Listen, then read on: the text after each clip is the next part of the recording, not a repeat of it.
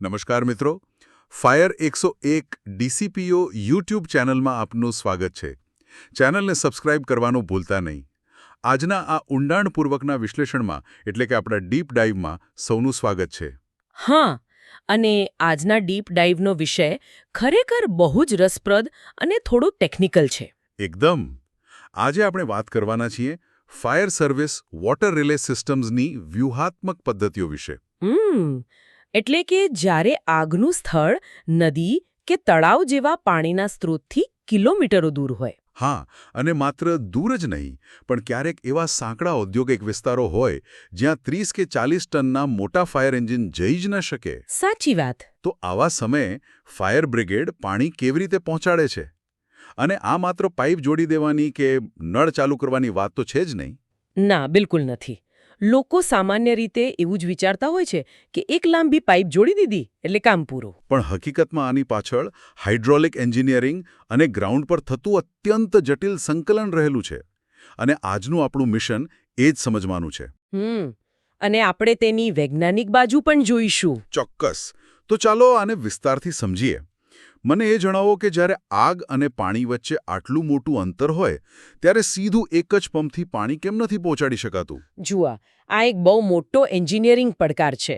સામાન્ય રીતે એવો વિચાર આવે કે સ્ત્રોત પાસે એક મોટો પંપ મૂકી દઈએ અને ત્યાંથી સીધું પાણી ફેંકી દઈએ. હા, એ જ સૌથી સરળ રસ્તો લાગે. પણ અહીં ભૌતિકશાસ્ત્રના નિયમો વચ્ચે આવે છે, ખાસ કરીને ફ્લુઇડ ડાયનામિક્સ. આમાં એક બહુ મોટી અડચણ છે, જેને ટેકનિકલ ભાષામાં ફ્રિક્શન લોસ કહેવાય છે. ફ્રિક્શન લોસ એટલે કે ઘર્ષણના કારણે દબાણમાં ઘટાડો થવો. એકદમ સાચું. જ્યારે પાણી લાંબા અંતર સુધી રબર કે કેનવાસની હોસ પાઇપમાંથી પસાર થાય છે ત્યારે પાણી પાઇપની અંદરની સપાટી સાથે સતત ઘસાય છે. એટલે પાણીની ઝડપ ઘટી જાય. હા, પાણીની ગતિજ ઊર્જા એટલે કે કાઇનેટિક એનર્જી નાશ પામે છે. અંતર જેટલું વધારે, દબાણમાં થતો આ ઘટાડો એટલો જ તીવ્ર હોય છે. હું વિચારતો હતો કે આ તો બહુ મોટી સમસ્યા કહેવાય, કારણ કે પાણીનો પ્રવાહ જો બહુ ઝડપી હોય તો ઘર્ષણ પણ એટલું જ વધારે થવાનું. એક્ઝેક્ટલી. અને એટલે જ 2 કે 3 કિલોમીટર કાપ્યા પછી પાણી પોતાની બધી જ શક્તિ ગુમાવી બેસે છે. અને આગ સુધી પહોંચતા સુધીમાં તે માત્ર એક સામાન્ય પ્રવાહ બની જાય. હા, જેનાથી મોટી આગ બુઝાવી ન શકાય. જો આપણે આને મોટા ચિત્ર સાથે જોડીએ તો કોઈ મોટી આગને કંટ્રોલ કરવા માત્ર પાણી હોવું પૂરતું નથી. તો બીજું શું જોઈએ? તેમાં હાઈ પ્રેશર અને સતત મોટા જથ્થામાં પાણીનો મારો ચલાવવો પડે. જો દબાણ ન હોય તો પાણી વરાળ બનીને ઉડી જાય છે. અરે, એટલે કે પાણી આગના મૂળ સુધી પહોંચે જ નહીં. બરાબર. અને આ ફ્રિક્શન લોસની સમસ્યા ઉકેલવા માટે જ વોટર રિલે સિસ્ટમ વપરાય છે. એટલે આ સિસ્ટમમાં વચ્ચે અન્ય પંપ મૂકવામાં આવે છે, ખરું ને? હા, વચ્ચે ચોક્કસ અંતરે પંપ ગોઠવીને દબાણ વધારવું પડે છે. આ સાંભળીને મને એક રિલે દોડ યાદ આવી ગઈ. હા, રિલે રેસ. જેમાં એથ્લીટ્સ એકબીજાને બેટન પાસ કરે છે. બસ અહીં બેટનની જગ્યાએ પાણીનું પ્રેશર પાસ કરવામાં આવે છે. તમારી આ સરખામણી બહુ જ સચોટ છે. તો હવે મને ઉત્સુકતા છે કે આખી શૃંખલા કેવી રીતે કામ કરે છે અને પંપ ક્યાં ગોઠવાય છે. આમાં કેટલા પ્રકારના પંપ હોય છે? આમાં કામગીરીના આધારે સિસ્ટમને 3 ભાગમાં વહેંચી શકાય. સૌથી પહેલો અને મુખ્ય છે બેઝ પંપ. બેઝ પંપ એટલે જે સૌથી પહેલા હોય?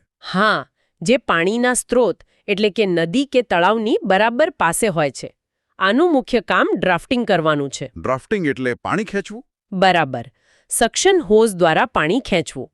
આ માટે પંપે વાતાવરણીય દબાણ સામે લડીને અંદર શૂન્યાવકાશ ઊભો કરવો પડે. ઓહો, એટલે કે આ પંપ પર સૌથી વધારે લોડ પડતો હશે. હા, એટલે જ સૌથી વધુ ક્ષમતાવાળો પંપ અહીં બેઝ પર રખાય છે. તો એકવાર બેઝ પંપ પાણીને પાઇપમાં ધકેલી દે પછી શું? પછી વચ્ચેના અંતરમાં રિલે પંપ ગોઠવાય છે. Relay pump? આનું કામ શું હોય? અંતર પ્રમાણે 1 કે 2 રિલે પંપ હોય. એમને ડ્રાફ્ટિંગ નથી કરવાનું. તેમનું કાર્ય માત્ર એટલું જ છે કે પાછળથી આવતા ઘટેલા દબાણને બૂસ્ટ કરવું. એટલે કે યાંત્રિક ઉર્જા આપીને ફરીથી હાઈ પ્રેશરથી આગળ ધકેલવું. એકદમ સાચું. અને પછી છેલ્લે આવે છે ડિલિવરી પંપ.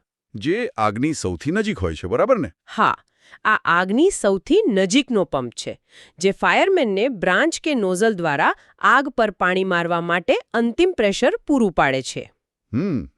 અહીં વાત ખરેખર રસપ્રદ બને છે. બેઝ પંપ, રિલે પંપ અને ડિલિવરી પંપ. પણ આટલા બધા પંપ એકબીજા સાથે જોડાય છે કેવી રીતે?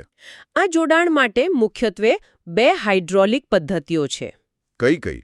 પહેલી છે ક્લોઝડ સર્કિટ રિલે. આમાં એક પંપમાંથી નીકળતું પાણી સીધું જ બીજા પંપમાં જાય છે. એટલે કે વચ્ચે પાણી ક્યાંય હવામાં કે ખુલ્લામાં આવતું જ નથી? હા, આ એક સંપૂર્ણ બંધ લૂપ સિસ્ટમ છે. આના તો ઘણા ફાયદા હશે. દબાણનો સીધો લાભ મળે, પાણીનો બગાડ પણ ન થાય. અને સિસ્ટમ ખૂબ ઝડપી છે. પણ આમાં એક બહુ મોટું જોખમ છે. કેવું જોખમ? વોટર હેમર ઇફેક્ટનું જોખમ. Water hammer effect. આ કંઈક ભયંકર લાગે છે. હા, હું સમજાવું.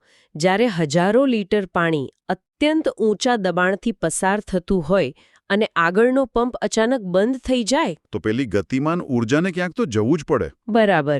પાણીને અચાનક રોકવું પડે એટલે એક પ્રચંડ શોકવેવ ઉત્પન્ન થાય છે જે પાછળની તરફ ધકેલાય છે. અરે, એટલે પાછળની હોઝલાઇન ફાટી શકે? હા, અને કોઈ એક પંપ ખોટવાય તો આખી સિસ્ટમ ફેલ જાય છે. હા, તો ખરેખર બહુ મોટું ઓપરેશનલ રિસ્ક છે.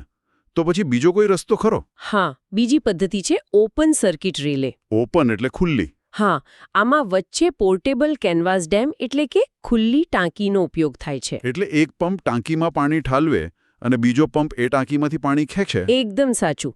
આનાથી ગતિજ ઊર્જા ટાંકીમાં પડતા જ શાંત થઈ જાય છે. તો આમાં પેલી વોટર હેમર ઇફેક્ટની સમસ્યા જ ન રહે. બિલકુલ ન રહે.